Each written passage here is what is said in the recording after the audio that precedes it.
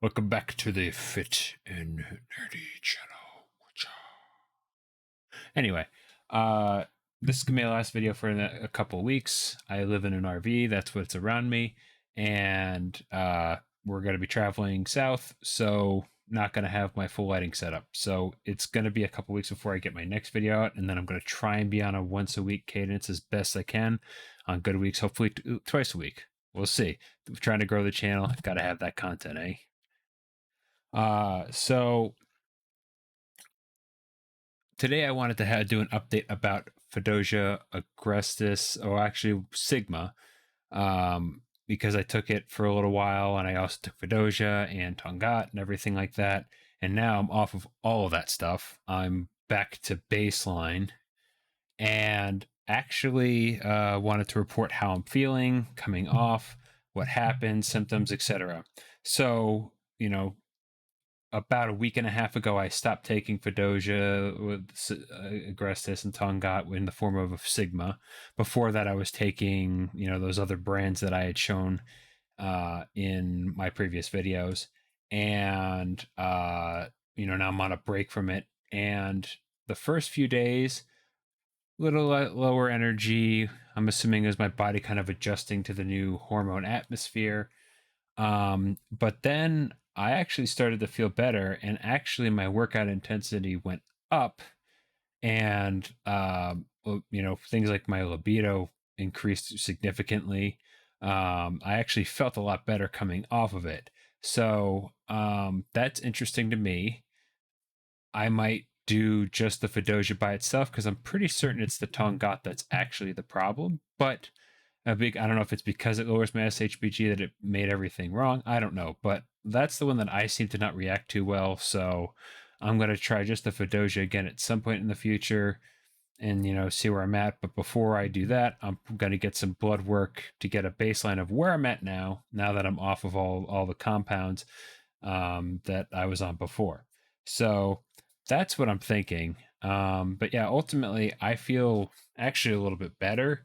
I have more energy. I have more mental drive, everything. So, if anything, I don't know if it's because I was on it for a couple months and then that had diminishing returns or something like that. I don't know. But, I don't think it's really snake. I don't think these ingredients are snake oil, but I think your mileage will vary whether or not it works for you. And if you should actually cycle off or cycle on, because I know Fadogia does have some things where they have testicular toxicity that I've read about. And I definitely want to be transparent. I knew that that was a potential, but I've also read conflicting evidence saying that in humans it's not as bad as they're making it out to be. So I take everything with a grain of salt. I tried it out, and ultimately, I actually feel a little better off of the compounds. Now, someone did have some questions about the Fadogia, asking, am I worried about the toxicity?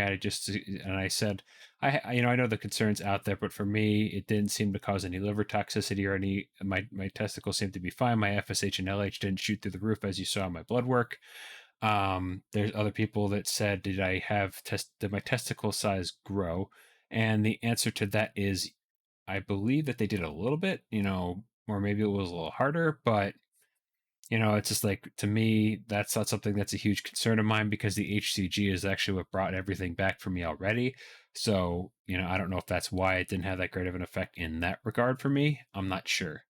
But yeah, so I just wanted to go, just do a quick check-in, and then, yeah, some next video series I'm thinking of doing might be I'm trying to drop weight. I'm trying to do some progress videos, maybe some progress pictures, things like that, and update you on how I'm doing along the way. It's going to be a slow cut. It's probably going to be across 6-7 months, doing maybe 2 weeks on diet, 2 weeks off diet, kind of like Lane Norton, or maybe 3 weeks on, 1 week off, like I'm doing right now. And eventually, as I'm getting leaner and it's getting, my performance is dropping a lot more due when I drop my calories, that I will probably do 2 weeks on, 2 weeks off, 2 weeks on, 2 weeks off try and keep my body from trying to eat itself alive, because I am not on any exogenous hormones, so my body does not want to get lean easily. Um, and then I'll also continue to be doing my own personal biohacking things, trying to find the optimal hormone pattern for me. Um, and yeah, so that's that. I just want to do a quick check-in. If you like what you hear or like the content that I have done, please hit that like, please hit that subscribe button. Let's grow that channel, and hopefully try and reach that 1,000 eventually. That's where I'm going for. So in the meantime, stay safe.